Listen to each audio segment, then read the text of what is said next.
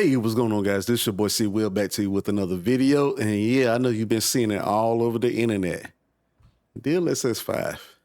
Let's talk about it. So, hey, if this is your first time here, welcome. Here we do everything tech, all things tech, whatever it is, we like to do it. If you're a returning viewer, I appreciate you the most because you know what to do. You keep things going. Let's get into what we call is, and I know y'all been seeing the memes. I'm just going to give my 2 cents on how I feel about DLSS 5. Like, I have a bunch of NVIDIA cards, right? I've always used DLSS.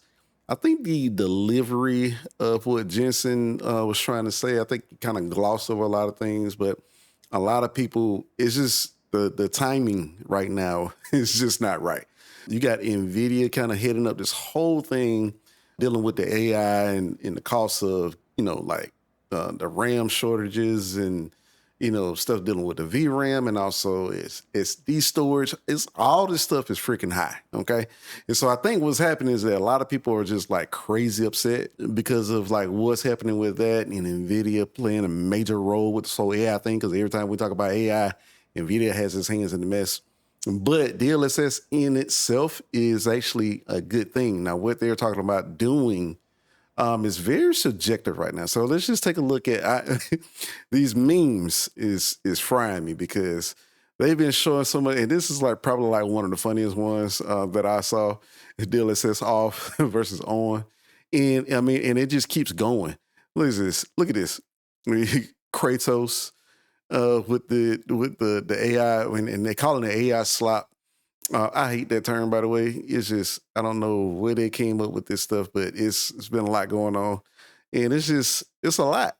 You know what I'm saying? It's a lot happening. These memes, they just keep going. Like, look at this. I need to get more into Resident Evil 9. I haven't been able to do a full playthrough just yet, but we're going to be working on that real soon. But look at Leon. That is crazy. Like some of the stuff that they're talking about doing. But I want to take kind of like an in-depth look on NVIDIA's website. So is it really as bad as what people are making it seem? They've just been saying how it looks like, the whole Snapchat AI filter type things, when you ask the, Chat GPT or whatever to regenerate this, image to look this other different type of way. And honestly, there is nothing wrong with the original character model. So it's like when I look at this, it's a video game. So nothing wrong with the original character model. I will say that this doesn't look bad. Now, this is my personal opinion. I know a lot of people have been talking about the artist. I'm an artist myself when it comes to photography. So I understand, like I get it when you're saying that, okay, hey, this wasn't the original intent. Basically, DLSS 5 is changing things. Well, I think that has been yet to be determined.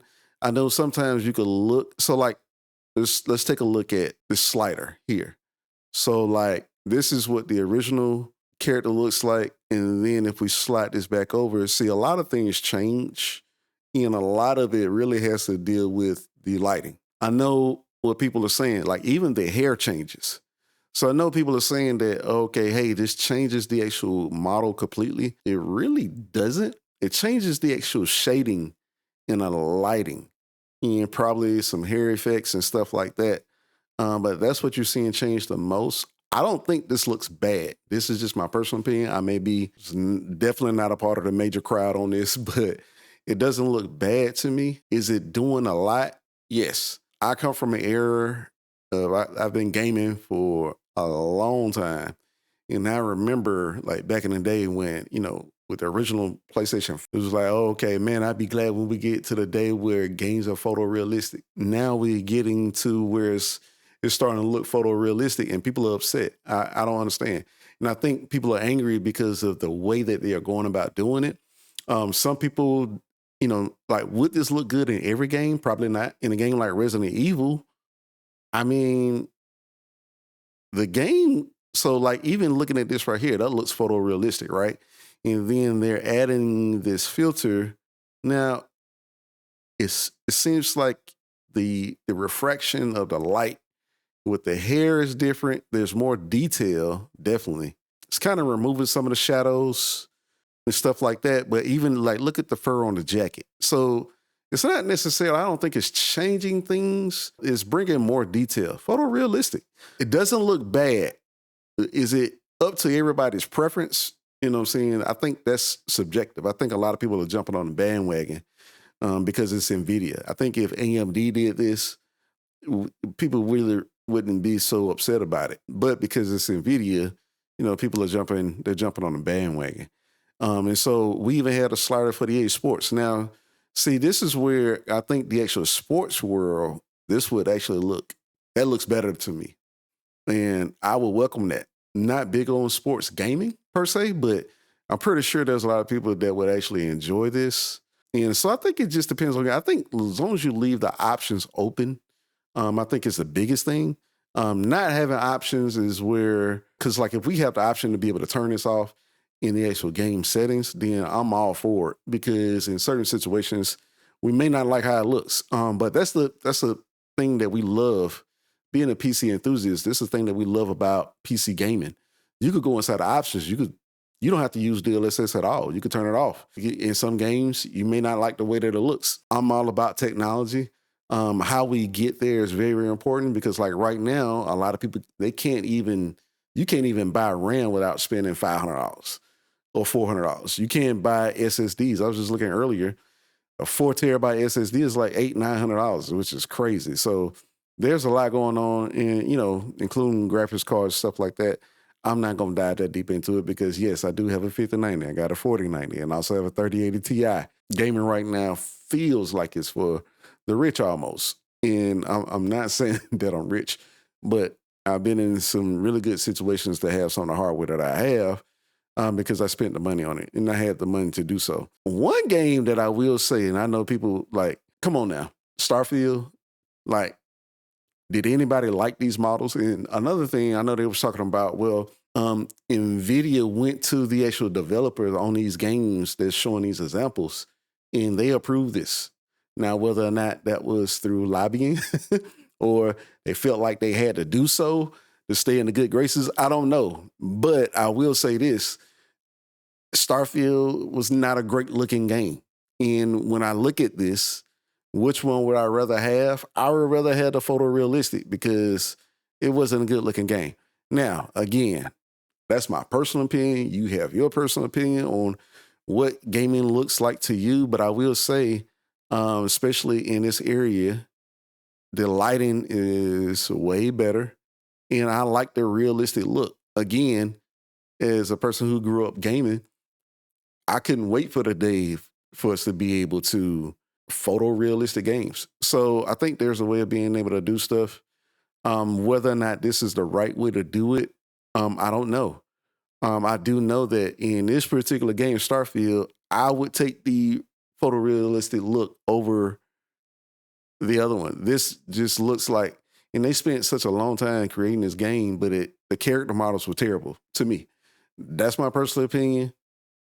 And if you have an option to be able to create shading, textures, and make it look photorealistic, again, I think it depends on the game and what you're doing, but I would take that over the regular character models. Again, Hogwarts Legacy, I know this is, I love this game. Now, that looks like a semi-teenager, but when they do this, he does look older. So this is a game, and the goblin in the background actually looks more realistic. But with this particular character model, it's the shading and the textures that's really changing.